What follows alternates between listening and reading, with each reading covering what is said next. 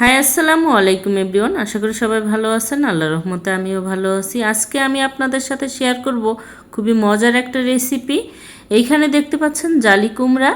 এই কুমড়া দিয়ে আজকে কিন্তু আমি একটা দারুণ রেসিপি শেয়ার করব। যেহেতু এখন জ্বরের সিজন, ভাইরাস জ্বর, তাই বাচ্চাদের পুষ্টিকর খাবারের দরকার। তাই আমি আজকে এই জালি কুমড়াটা ভালো করে কেটে ভিতরের এই বিচিগুলো ফেলে দিয়ে একদম পেঁপের মতো করে নিয়েছি। দেখুন এই পিসগুলো কিন্তু আমি এখন ছোট ছোট করে টুকরো টুকরো করে কেটে নিব। এই যে দেখুন, এইভাবেই কিন্তু আমি সমস্ত কুমড়াকে কেটে নিব। আমার কিন্তু সমস্ত কুমড়া কাটা শেষ। এবার আমি ধুয়ে পরিষ্কার করে নিচ্ছি, একদম পরিষ্কার হয়ে গিয়েছে।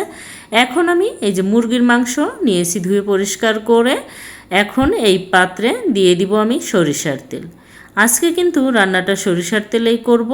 সরিষার তেলে দিয়ে দিলাম বেশ খানিক পেঁয়াজ কুচি।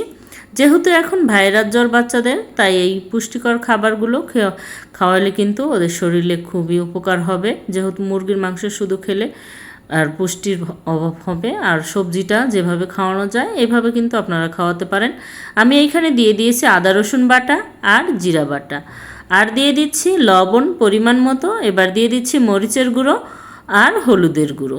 এখন দিয়ে দিচ্ছি ধনিয়ার গুঁড়ো আর রাঁধুনি বিভিন্ন প্রকার গরম মশলার গুঁড়ো।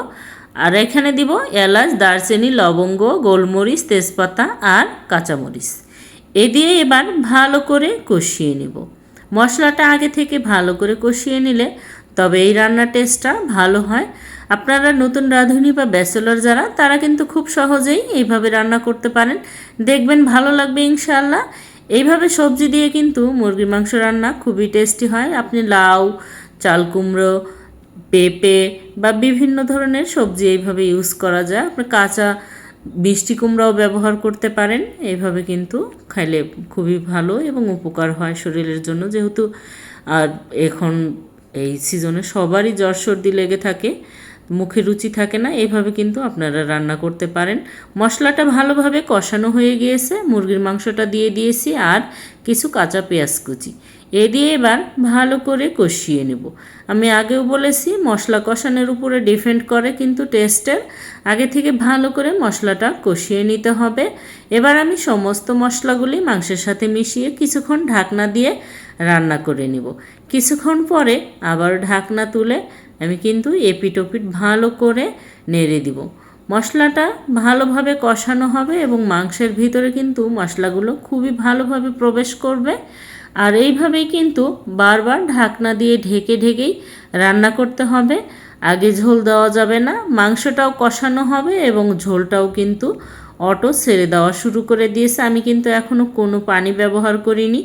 এভাবেই ঢাকনা দিয়ে বারবার ঢেকে দিয়ে দিয়ে উল্টিয়ে দিব, নেড়ে দিব, যাতে প্রপারলি ভালোভাবে দুপাশে কুক হয় মাংসগুলি এবং মশলাটা ভালোভাবে মাংসের সাথে মিশে যায়। আমার মাংসটা ভালো করে কষানো হয়ে গিয়েছে। এবার আমি দিয়ে দিলাম সে আগে থেকে ধুয়ে রাখা জালি কুমড়া।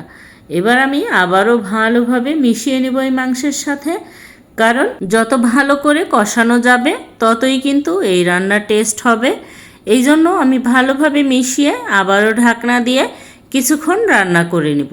কিছুক্ষণ পরে আবারও নেড়ে উল্টিয়ে দিব, যাতে ভালোভাবে এই চাল কুমড়াটাও সিদ্ধ হয় এবং মাংসের সাথে যে মশলাটা আছে এটাও ভালোভাবে মিশে যায়। দেখুন আমি কিন্তু এখনও কোনো পানি ব্যবহার করিনি। এই জালি কুমড়া থেকেও পানি ছেড়ে দেওয়া শুরু করে দিয়েছে। আবারও ঢাকনা দিয়ে কিছুক্ষণ রান্না করে নিয়েছি। একদম দেখুন কষানো কিন্তু হয়ে গিয়েছে প্রায়, আর তেল ছেড়ে দিয়েছে অলরেডি। তার মানে আমার মাংসটা কিন্তু ভালোভাবে কষানো হয়ে গেছে প্রায়। আমি এইভাবে আরও কিছুক্ষণ কষিয়ে নিব। এবার আমি আগে থেকে গরম করে রাখা সেই কুসুম কুসুম গরম পানিটা দিয়ে দিচ্ছি।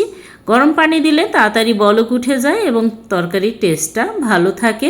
আমি যদি এখানে ঠান্ডা পানি ব্যবহার করতাম তাহলে কিন্তু এর টেস্টটা নষ্ট হয়ে যেত, কারণ পুরোপুরি ঠান্ডা হয়ে আবার বলক উঠতে উঠতে এর যে একটা স্বাদ মশলার সেটা কিন্তু হারিয়ে যেত।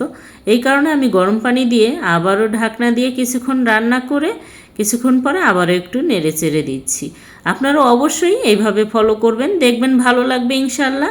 আর কে কোথা থেকে আমার এই ভিডিওটি দেখছেন অবশ্যই কমেন্টে জানাবেন। ভিডিওটি ভালো লাগলে লাইক শেয়ার দিয়ে আমার পাশে থাকবেন। ইউটিউব থেকে দেখলে সাবস্ক্রাইব করবেন এবং পেজ থেকে দেখলে ফলো দিয়ে আমার সাথে থাকবেন, যাতে পরবর্তীতে এমন মজার মজার খাবারের নোটিফিকেশন প্রথমে আসে আপনার মোবাইলে। আমি আর একটু লবণ দিয়ে এবার আবারও ভালোভাবে মিশিয়ে দিয়ে নিচ্ছি। আমার মনে হলো আর একটু লবণ লাগবে, এই কারণে আর একটু লবণ দিয়ে এবার আর একটু ঢাকনা দিয়ে ঝোলটা কমিয়ে ফেলবো। এত ঝোল ঝোল রাখবো না, হালকা ঝোল রাখবো, যেহেতু বাচ্চাদের খাওয়াবো এই কারণে মরিচটা একটু কম দিয়েছি কিন্তু, কারণ ওরা মরিচ খেতে পছন্দ করে না। আমার রান্না কিন্তু হয়ে গিয়েছে, এবার আমি চুলাটাও অফ করে দিয়েছি। দেখুন কি সুন্দর হয়েছে, দারুণ স্বাদের জালি কুমড়া দিয়ে মুরগির মাংস। কেমন হয়েছে অবশ্যই কমেন্টে জানাবেন। এবার আমি প্লেটে পরিবেশন করে নিয়েছি লেবুর সাথে গরম ভাতে। হয়ে গিয়েছে আমার দারুণ স্বাদের খাবার। ধন্যবাদ সবাইকে আমার এই ভিডিওটি দেখার জন্য। Thanks for watching. আল্লাহ হাফেজ।